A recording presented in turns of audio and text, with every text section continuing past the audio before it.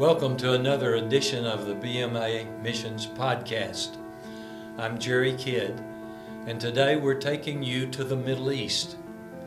Many of you know that we have 7 countries in the Middle East where our churches are supporting missionaries. And right in the middle of that, in a country called Lebanon, in the capital city of Beirut, Lebanon, we have a very unique ministry. And today, we're very happy to have with us Neda Haddad, who is the director of the I Am a Woman ministry for Arab women in the Middle East. Neda, we're very happy to have you with us today. I'm very happy to be here also. Thank you for having me in. We are so excited about what God is doing in the Middle East with the women's ministry. Yes, He's doing miracles. And we would just love for you to tell us some specifics about that ministry. Well, this ministry goes around a center. We have a center specifically for women. They come in each morning to learn some skills, some courses, and we have good teachers, staffs who are mainly volunteers who come and teach the women some skills. We want to empower the women back there in Lebanon, specifically the Muslim woman, whom she doesn't have any kind of self-esteem, any kind of sense of security. So we want this woman to have some kind of skill that helps her to support herself financially. That's wonderful, and I've heard you talk in our churches about these women.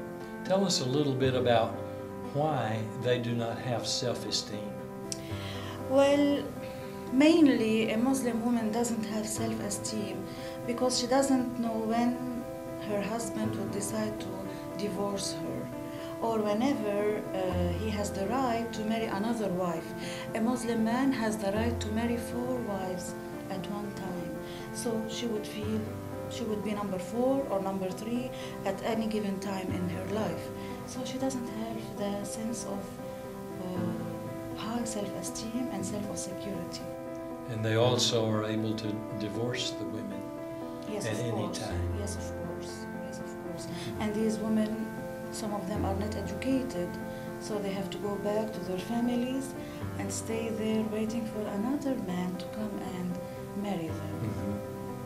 So the center, as I understand it, is training these women in skills, giving them skills and a profession so that they are able to go out into the community, get a job, and provide for themselves and their children if necessary. Yes, this is what we aim for, and we teach them many skills such as computer skills, languages, facial care, makeup, handcrafts, cooking. All these courses help them to go out and work, and they will be self-sustained. Yes, and of course that gives them that confidence that they need. Of course. And then we know that you have talked about the privilege that you have that during this time that the women are there to introduce Jesus Christ to them. Yes. Tell us a little bit about how that's done. We introduce Jesus Christ as the only source of hope, salvation, and peace. We do this through 2 ways. First, we have the highlight of our day is the break, which we have with the woman every day. At 10:30, we drink coffee and talk with the woman about certain issues related to women. And the women start opening up and talking about their problems, and then we introduce Jesus Christ and we introduce the Bible. And then in other ways we use the counseling sessions that I give, and people come to me for counseling, and you can hear all sorts of stories, all kinds of stories in the counseling sessions, and I present to them Jesus Christ.